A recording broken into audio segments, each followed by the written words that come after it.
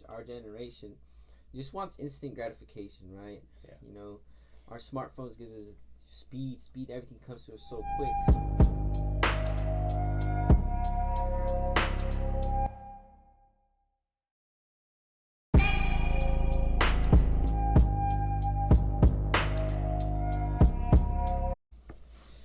Welcome, ladies and gentlemen. Today is our second interview in this series. To my left is not just only my best friend, not only my business partner, but a very smart individual. Okay, I've known this person from, what was it, like third grade to present day. So we've known each other a very long time, and we have some fond memories.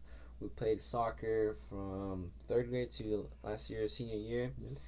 And you know, Javi's a really interesting character, okay? And we'll be getting into that, but, you know, the objective of these interviews is just get a different perspective, okay? You know, Javi thinks differently than I do, and I think differently from Javi, but, you know, bouncing off ideas together, that's the objective of a mastermind. In this case, 1 + 1 = 3, because his ideas and my ideas are going to come together, fuse, and come out something where we both will connect. So, you know, with that being said, welcome, Javier. Glad you have you here. And let's get started. Let's get the ball rolling. Okay, so one main thing about Javi that I've always noticed is that even as kids, even when we were young goofballs, Javi's always been more mature. He's always been, you know, more reclusive, but low-key watched the scenes from back, you know, behind the scenes. And I want to ask you, Javi, you know, about today's society. How do you see our generation this day and age? And what are your thoughts about that, and how do you see it right now? Well, right now our generation is not really going anywhere. They're more focused on what's going on today, and they're more concerned about today than tomorrow, Right. than their future. They'd rather go to a party than stay at home, read a book, or learn something new every day, which is really important.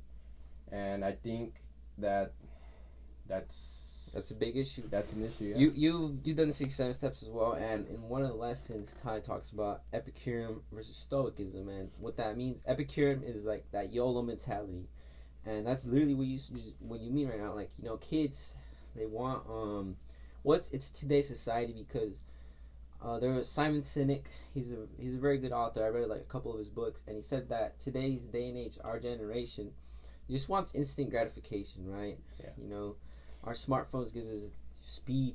Everything comes to us so quick. So kids, they're not stoic, which is the opposite of Epicurean.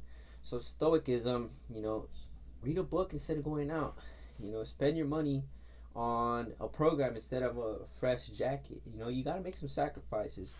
And you know, I feel you on that. Our generation is definitely not investing their time as wisely as they could. So you've always had this, you know, bigger picture mentality. I remember as a kid, I would tell you, hey, Javi, like, when we put something, like, you want to be professional? You'd be like, not really. Even as a young kid, you know, every kid that you would ask, for the most part, like, yeah, I want to be a pro. But you already knew. You already knew, like, you know, you're already aware. But yeah, how did you get this mentality of, you know, you're an old soul, you're young, but you do have this old soul mentality, like this, you're very mature. And how did you get that mentality? Just part of you, your family, your environment? Yeah, I would say my environment, growing up environment, and my parents were the key to this mentality. They helped me with always staying on track, doing my homework at school, staying on my level, knowing the things I need to know, and it really helped me like develop this stoic mentality where I was able to kind of control myself and what I wanted at the moment, which is really important. I usually use this to my advantage, to the point where, you know, when it comes to food, I'm like, oh damn, like I can't eat that right now because it's not healthy, like. And then it's all about controlling it with your head at the moment. Right. So you can either, like, once you know you're not supposed to eat something, you can either like choose to not eat it or to eat it, and like, do the bad thing or do the good thing. That is such an important mental concept to have in your head. You can't be the bitch of your brain. Okay, right now you're just talking about eating, but if you have that mentality, you can apply it to every area of your life. Yeah, like for example, like we were saying earlier, going out and partying instead of reading a book or whatever choice that would be more beneficial than going out and partying. Now, if you're able to control yourself at that moment and really choose the right thing to do, then your life will be better in the long run. In the long run, right? Yeah, and in the long run. back again, humans just want instant gratification. So no, but one thing before, I just want to clarify that I'm not criticizing anyone that parties or anything, which is, it's totally healthy also to party or to go out, be social. That's totally healthy, right? But there's a limit that you reach that it's just unhealthy. Too much of something is unhealthy all the time. Balance is key. Yeah. But even in this case, balance, this leverage to be like, all right, staying home indoors, focusing, hustling should be like 7, 8 out of 10 days. You know, partying 2 days. So you gotta understand that leverage. Yeah. But this leads to my third question, Javi, and this is a little personal. But like I said, if you're watching behind this camera, answer as well. Like, what are your goals? What are your visions? What do you see yourself doing for a bigger cause? For a bigger cause, I want to have multiple sources of income. So financial freedom, right off the bat. Right off the bat, financial freedom, financial independence. As soon as I can reach that goal, the better. But I see that if I reach this stuff, it's gonna make my life automatically better. All right, and that's just money. Let's talk about like philanthropic causes, like helping your family, helping the community. What would you do? Definitely help my family. I'm pretty big on family. I respect my family. I love my family. So I definitely give back all the stuff that my parents have given me. Definitely. When it comes to money, food, time, mentality, the time to spend on me, my parents have always been there forever for everything. That's badass, right? You know, that's it. I've always like, fuck, I want to buy my parents a crib or like, yeah, definitely. And like the sooner the better, man. Like you really, and even like, fuck, I want to buy my in-laws a crib. So, all right, let's keep the ball rolling. So you got maybe some pretty big goals, and you want to achieve at a young age, and this leads to the hustle that we're doing right now. You know, like I said, we're business partners. We co-started Tinted Media. Okay, now Tinted Media, you know, getting the ball rolling, starting it from your perspective. What has it taught you starting a business? Starting a business has taught me to go out there, have raw exposure to the real world, to the real world experience. It's not just textbook and like covering yourself with the pages, to the real life experience. It's like you can't read to learn how to ride a bicycle. Exactly. You got raw exposure, putting yourself out there. That's scary, man. Yeah. You know, cold calling, cold pitching, going to these restaurants we've gone to get like, hey, can we talk to the business owner? And they're like, oh, they're not here. And like, oh, you know, it's a big hassle. And most people are not willing to expose themselves.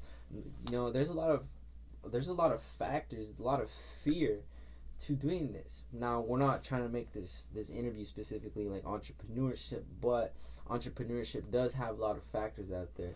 You know, entrepreneurship. There's a podcast out there by Andy Frisella.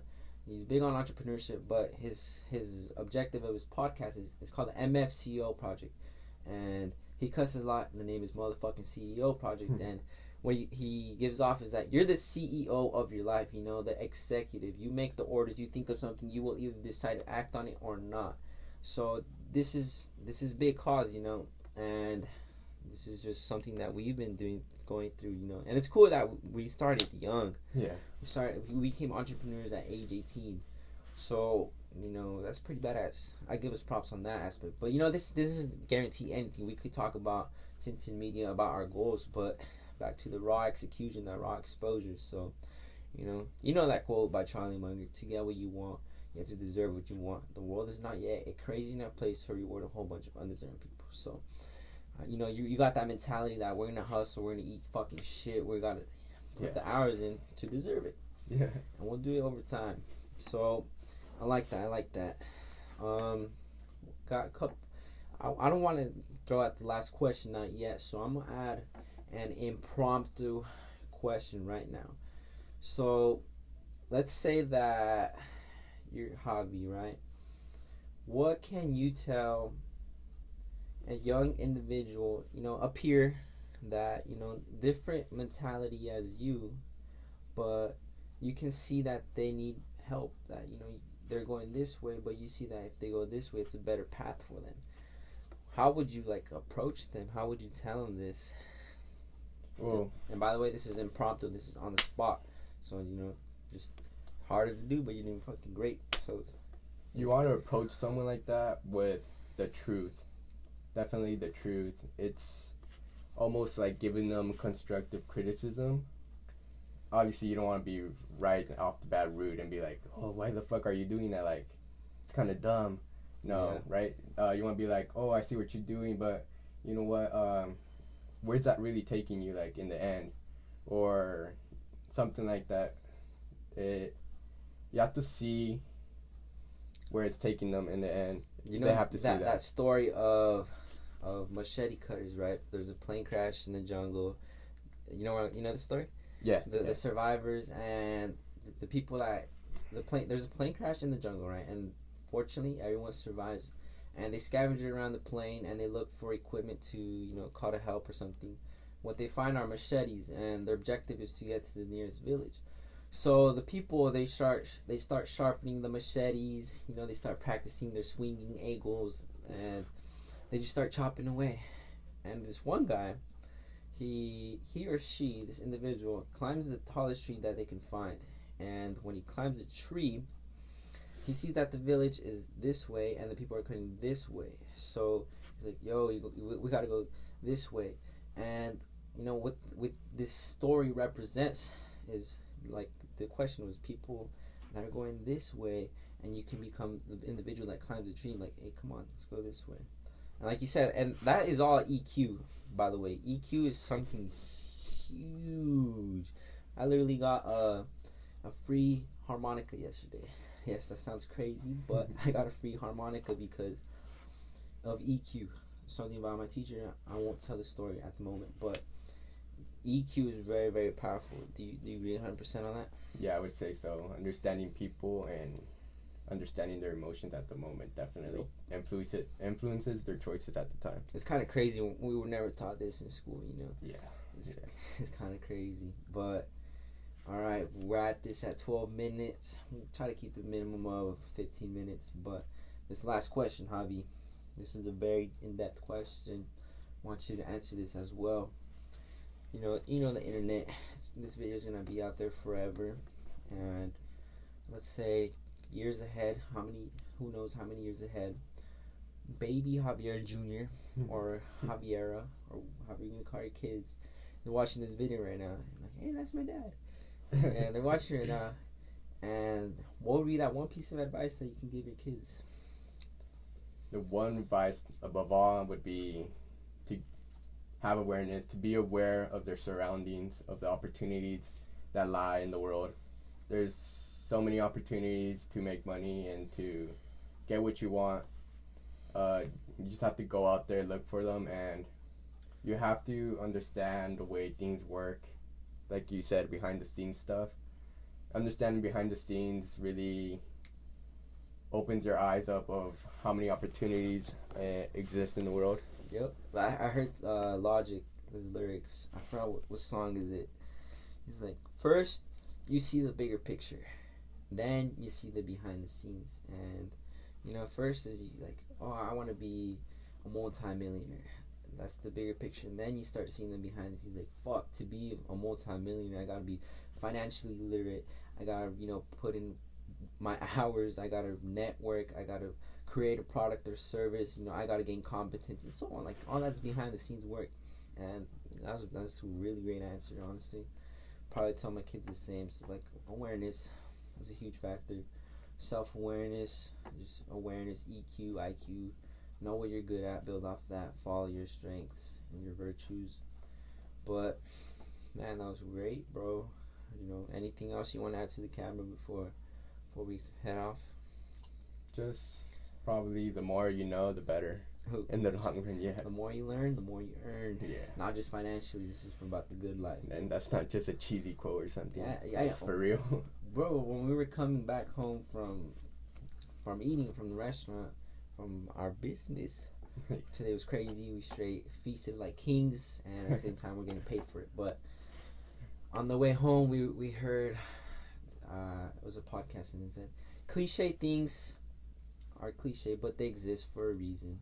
So that sounds cliche. The more you earn, the more you learn, the more you earn. Sounds cliche, but come on, it's fucking true. So with that being said, it was a pleasure to have you on set. Thank you. And we're out here hustling every day. If I could tell you guys anything again, simple cliche, go to bed every night a little wiser. Hopefully watching this entertainment / education how did I say it earlier? Educainment, something, education / entertainment. And then hopefully even after you're done watching this, be a little stoic, put in the work. Okay, so with that being said, thank you for watching. If you got some suggestions about some videos, some ideas, feel free to message me or Javier at Javier De Leon, badass at name, and see the bigger picture, guys. Thank you for watching. That's cool.